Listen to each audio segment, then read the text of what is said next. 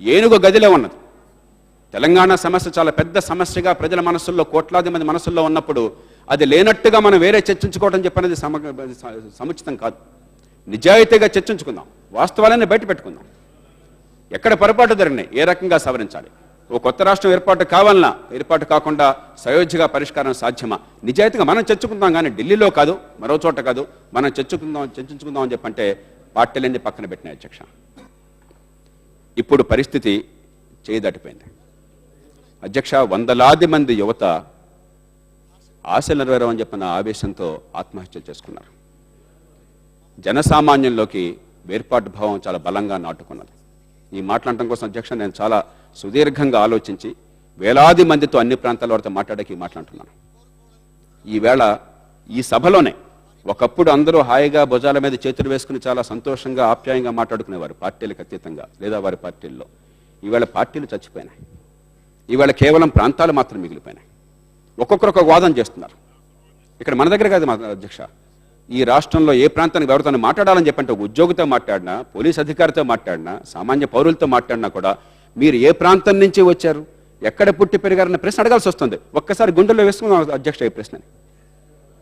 ఈవేళ రాష్ట్రంలో అందరి మనసుల్లో కూడా ఈ విరోధభావం, వేర్పాటు భావం మనసులో ప్రవేశించింది. మనం ఏం చెప్పినా కూడా ఆ ప్రాంతాలను బట్టి ఆ ప్రాంతం కళ్ళద్దంలోంచి ఆ రకమైన భావంతో ఆలోచించడం తప్ప సామరస్యంగా వాస్తవాల ఆధారంగా తర్కబద్ధంగా నిర్ణయాలు తీసుకునేటువంటి అవకాశం వాళ్ళు లేకుండా పోయింది అధ్యక్ష. ప్రజల మనస్సుల్లో ఇంత బలంగా భావాలు నాటుకున్న తర్వాత ప్రతి సంభాషణలో ప్రతి వర్గంలో శాసనసభ్యులు కావచ్చు, వ్యాపారులు కావచ్చు, ప్రెస్ రిపోర్టర్లు, పత్రికా విలేకరులు కావచ్చు, డాక్టర్లు కావచ్చు, లాయర్లు కావచ్చు, అధికారులు కావచ్చు, ఉద్యోగులు కావచ్చు, జడ్జిలు కావచ్చు, విద్యార్థులు కావచ్చు, అందరి మనసుల్లో కూడా వీళ్ళు వేరు వాళ్ళు వేరు అన్న భావం బలంగా నాటుకున్న తర్వాత ప్రతి అంశాన్ని ప్రాంతీయ కోణంలో చూడడం మొదలెట్టిన తర్వాత 4 ఏళ్లుగా శాసనసభ నడవడం అసాధ్యమైన పరిస్థితులు నెలకొన్న తర్వాత అధ్యక్ష ఈ సభలో ఈ 13వ శాసనసభలో ఎప్పుడన్నా మనం సరిగ్గా పని చేయగలిగామా?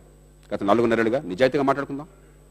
1,62,000 కోట్ల రూపాయల బడ్జెట్ని సభ ఆమోదిస్తుంటే అధ్యక్ష గత బడ్జెట్లో రామనారాయణ రెడ్డి గారు బడ్జెట్ని ప్రతిపాదిస్తే కనీసం 162 సెకండ్లు కూడా చర్చ జరపలేకపోయినాం. మూజువాణి ఓటుతో చర్చ లేకుండా ఆమోదించాల్సి వచ్చింది. గవర్నర్ వస్తే గవర్నర్ ప్రసంగం నడిపే అవకాశం లేదు, సస్పెండ్ చేసి గందరగోళం చేస్తే తప్ప ఏం మాట్లాడారో మనకు ఎవరికి అర్థం కాదు. అయ్యాక ఒక్క నిమిషం చర్చించలేకపోయినాం. కేవలం పేరుకి రాజ్యాంగం కోసం మనం చర్చ జరుపుతున్నాం తప్పితే, నడిపినట్టు చూపెడుతున్నాం తప్పితే, రాజ్యాంగబద్ధంగా బాధ్యతల కోసం కాగితాల మీద సంతకాలు పెడుతున్నాం తప్పితే అధ్యక్ష సభ నడవటం లేదు. మంత్రివర్గం సమిష్టిగా పనిచేయలేకపోతుంది. ఎవరిని తప్పట్టాలని చెప్పట్లేదు. గతంలో ఈ మాట అంటే నా మీద చాలా తీవ్రంగా దాడి చేశారు అధ్యక్ష.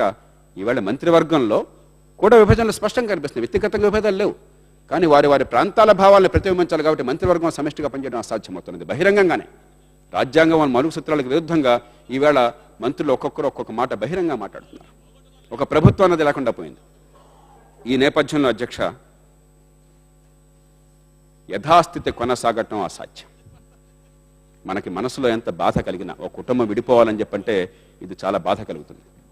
ఇది సంతోషంగా ఎవరికి ఉండదు. కానీ అధ్యక్ష మన బిడ్డలకి మంచి భవిష్యత్తు కావాలి అంటే, యువత భవిష్యత్తు ప్రతిబంధం కాకుండా ఉండాలి అంటే, మరో 10-15 ఏళ్ల పాటు రాష్ట్రం రవణకాష్టంలా ఉండకూడదు అన్నట్టయితే ఈవేళ మన బిడ్డల మీద మమకారంతో మంచి నిర్ణయాలు మనం చూసుకోవాలి. బలవంతంగా ఐక్యత కొనసాగటం సాధ్యం కాదు.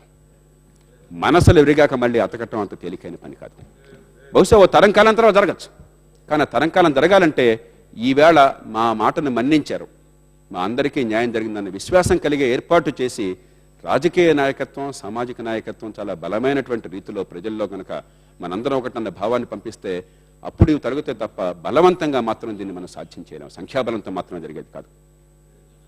ఒకవేళ అలా కాకుండా మనం బలవంతంగానే ఈ రాష్ట్రాన్ని మనం కొనసాగించాలి అని కోరినట్టయితే, ఒకే రాష్ట్రంగా రాజకీయంగా ఒకే రాష్ట్రంగా కొనసాగించాలనుకున్నట్టయితే అధ్యక్ష అపారమైన జన నష్టం జరిగే ప్రమాదం ఉన్నది. బలప్రయోగం అవసరం అవుతుంది. ప్రజాస్వామ్యంలో మన ఎవరికి కూడా బలప్రయోగం ఇష్టం ఉండదు. ఏదో తప్పనిసరైన సందర్భాల్లో శాంతి భద్రతలకు భంగం కలిగితే బలప్రయోగం కొన్ని సందర్భాల్లో తప్ప, ఒక ఉవ్వెత్తున ఉద్యమం కోట్లాది మంది మనసులో నాటుకుంటే దాన్ని బలప్రయోగంతో అణిచేయాలని ప్రయత్నం చేయడం వల్ల జన నష్టం అపారంగా ఉంటుంది అధ్యక్ష. ఆర్థిక వ్యవస్థ పతనం అవుతుంది. ఇప్పటికే కొన్ని ఏళ్ల పాటు మనం చాలా నష్టాన్ని అనుభవించాం. ఏళ్ల తరబడి రాష్ట్రం రావణ కష్టం అవుతుంది. ఇది అన్ని ప్రాంతాల్లో కూడా మన బిడ్డలు దీనికి మూల్యం చెల్లించుకోవాల్సి వస్తారు. తెలంగాణ ప్రజల ఆకాంక్షలు మళ్ళీ మళ్ళీ మళ్ళీ స్పష్టంగా వ్యక్తమైనాయి. అంచేతనే లోక్సత్తా పార్టీ నిర్ద్వంద్వంగా భావిస్తున్నది తెలంగాణ రాష్ట్ర ఏర్పాటు ఈవేళ అవసరం, అనివార్యం.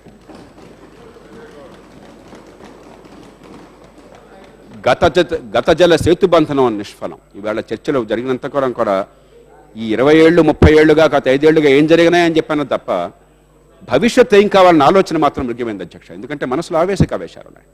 అన్ని పార్టీల్లో, అన్ని వర్గాల్లో, అన్ని ప్రాంతాల్లో కూడా మాకేదో అన్యాయం జరిగింది, మాకేదో ద్రోహం జరిగిందన్న భావం ఉంది. నేను అర్థం చేసుకోగలను. కానీ గతాన్ని గురించి వగస్తే అధ్యక్ష గౌతమ బుద్ధుడు ఎప్పుడు చెప్పాడు, నిన్నటి గురించి ఆలోచించబోకు, నీ మనసులో వేదం తప్ప మిగలదు, రేపటి గురించి ఆలోచించాలి. అధ్యక్ష, యువతకి కొత్త తరంలో కొత్త భవిష్యత్తుని మనం ఇవ్వాలి అని చెప్పంటే గతాన్ని గురించి పక్కన పెట్టి ఆ భవిష్యత్తు గురించి ఆలోచించాలి. భయం, అసూయ, ద్వేషం, ఆందోళన వీటి స్థానంలో ప్రేమ, సహనం, సంయమనం, ఆత్మవిశ్వాసం, ఆత్మగౌరవం వీటిని మనం మళ్ళీ పునరుద్ధరించాలి. తాబట్టిన కుందేటికి 3 కాళ్ళు అన్నట్టయితే మాకు ఒక రాష్ట్రం కావాలనే వాళ్ళు మేము చచ్చినా ఇంకొక మాట వినాం, తాబట్టిన కుందేటికి 3 కాళ్ళు. రాష్ట్రం ఉమ్మడిగా కలిసి ఉండాలని చచ్చినా మేము మాట వినాం, తాబట్టిన కుందేటికి 3 కాళ్ళు. అధ్యక్ష, ఆంగ్లంలో ఒక ఎక్స్ప్రెషన్ ఉన్నది, immovable object and irresistible force. కదలనటువంటి పర్వతం అన్నది, ఏ శక్తికి చలించని పర్వతం అన్నది, ఏ రకంగా నిరోధించలేని మహాశక్తి ఉన్నది. ఈ పర్వతానికి మహాశక్తికి మధ్య యుద్ధం జరిగితే అధ్యక్ష అది ప్రళయమే. మన సినిమాల్లో చూస్తాం, చివరిలో ఏదో కృష్ణార్జున యుద్ధమో లేకపోతే మరో యుద్ధమో జరుగుతున్నప్పుడు అకస్మాత్తుగా మరో దేవుడు వచ్చేసి అందరికీ శాంతిని కాపాడుతాడు. ఇవాళ ఎవరు అధ్యక్ష ఈ శాంతిని కాపాడేవాళ్ళు? Immovable object and irresistible force. ఈ రకంగా పెడధోరణులతో ఉంటే లాభం లేదు అధ్యక్ష. మనం దీనికి పరిష్కారాన్ని వెతుక్కోవాలి. అధ్యక్ష, రాజకీయ సరిహద్దులు తెలుగు ప్రజల మనసుల మధ్య ఉండక్కర్లేదు, తెలుగు సమాజం మధ్య ఉండక్కర్లేదు. తెలుగు ప్రజల సమైక్యత వేరు, రాజకీయంగా ఓ మ్యాప్ మీద మనం గీసుకునేటువంటి హద్దులు వేరు. అధ్యక్ష, ఈ దేశంలో ఎన్నో రాష్ట్రాలు ఉన్నాయి.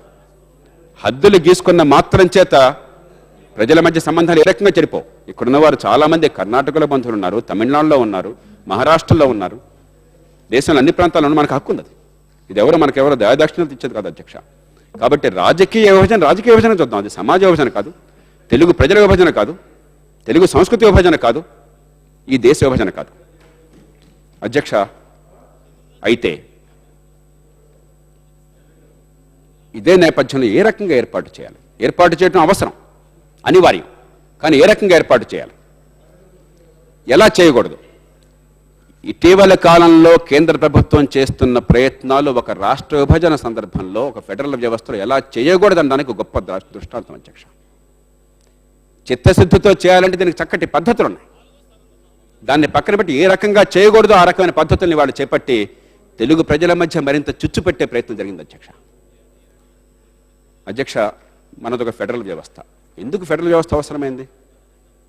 ఆఫ్రికా, యూరప్ 2 ఖండాల్లో కలిసి ఎంత సంక్లిష్టత ఉందో, ఎన్ని భాషలున్నాయో, ఎంత సంక్లిష్టత సమాజంలో ఉందో, ఎన్ని విభిన్న వర్గాలున్నాయో అంత మొత్తాన్నే కలబోసింది భారతదేశం అధ్యక్ష. ప్రపంచ చరిత్రలో ఇంత సంక్లిష్టత ఉన్న దేశం మరొకట్లేదు.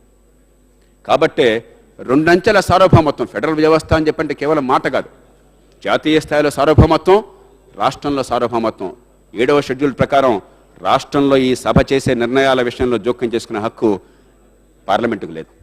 అలాగే పార్లమెంటుకు అధికారం అన్న అంశాలు జోక్యం చేసిన హక్కు రాష్ట్ర శాసనసభకు లేదు. 2 అంచెల సార్వభౌమత్వం అధ్యక్ష ఫెడరల్ వ్యవస్థ అంటే అది అర్థం. అధ్యక్ష, ఫెడరల్ వ్యవస్థలో రాష్ట్రాల ఏర్పాటుకి ప్రపంచమంతటా కూడా స్పష్టమైన పద్ధతులు ఉన్నాయి. మీరు పరిణితి చెందిన ఫెడరల్ దేశాలను మీరు తీసుకున్నట్టయితే అధ్యక్ష, America, United states, Australia, Germany, Canada, Switzerland, ఈ 5 దేశాలు కూడా బలమైన పరిణితి చెందిన ఫెడరల్ వ్యవస్థకి తార్కాణాలు అధ్యక్ష. అలాగే మనలాంటి దేశాలు, కాస్త అటు ఇటుగా ఉన్న దేశాలు, మళ్ళీ ఫెడరల్ దేశాలు చూసుకున్నట్టయితే పెద్ద దేశాలు బ్రెజిల్, అర్జెంటీనా, మెక్సికో. అధ్యక్ష, ఈ అన్ని దేశాల్లో కూడా ఒక రాష్ట్ర విభజన అనేది సామరస్యంగా అందరినీ కూర్చోబెట్టి ఆ రాష్ట్ర చట్టసభను నొప్పించి ఏర్పాటు చేశారు అధ్యక్ష. చేస్తారు. చట్టం ఆ రకంగా చెప్తుంది, రాజ్యాంగం ఆ రకంగానే చెప్తుంది అధ్యక్ష. మన రాజ్యాంగంలో కూడా 3వ అధికరణాన్ని ఏర్పాటు చేస్తున్నప్పుడు బిఎన్ రావు గారు రాజ్యాంగ సభకి సలహాదారు, ఆయన అక్టోబర్ 47 ప్రతిపాదించారు. ఏమని? రాష్ట్రాల అనుమతి లేకుండా రాష్ట్ర విభజన జరగకూడదు అని. అదే ఉద్దేశంతో ప్రపంచమంతా ఉన్న ఆ పద్ధతుల్ని దృష్టిలో పెట్టుకుని. అయితే అధ్యక్ష, మన డ్రాఫ్టింగ్ కమిటీ ఆనాడు రాజ్యాంగ ముసాయిదా సంఘం కానీ లేకపోతే రాజ్యాంగ సభ కానీ చాలా లోతుగా ఆలోచించి 542 సంస్థానాలు దేశంలోకి వచ్చినాయి. స్వతంత్రం వచ్చిన సందర్భంలో ప్రపంచ చరిత్ర ఎక్కడ అలాంటి జరగలేదు. తుపాకులు పేలకుండా వచ్చిన ఒక్క హైదరాబాద్లో మాత్రమే, హైదరాబాద్ సంస్థానంలో మాత్రమే తుపాకులు పేలినాయి. దానిలో కూడా కేవలం ఆనాడు చనిపోయింది భారత సైనికులు 10 మంది కంటే తక్కువ మంది. ఇతరత్ర చాలామంది వేలాది మంది చనిపోయి ఉండొచ్చు, చాలా రకాల నివేదికలు ఉన్నాయి. కానీ సైనికులు చనిపోయింది 10 మంది మాత్రమే. దేశంలో మరెక్కడ తుపాకీ అవసరం లేకపోయింది. కానీ 542 సంస్థానాలు విభిన్నమైనటువంటి, కొన్ని చోట్ల భాష వేరు, సంస్కృతి వేరు, తెగలు వేరు, రకరకాల వైవిధ్యం ఉన్నటువంటి సమాజంలో ఈ అందరినీ కూడా కలపాలి మళ్ళీ. అలాగే భాషా ప్రయుక్త రాష్ట్రాలు కావాలని చెప్పని రాజ్యాంగ సభకు స్పష్టమైన అవగాహన ఉన్నది. అంతకు మునిపే జాతీయ పోరాటంలో భాగంగా ఎన్నో సందర్భాల్లో దాని గురించి నేతలంతా కూడా జాతికి హామీలు ఇచ్చున్నారు.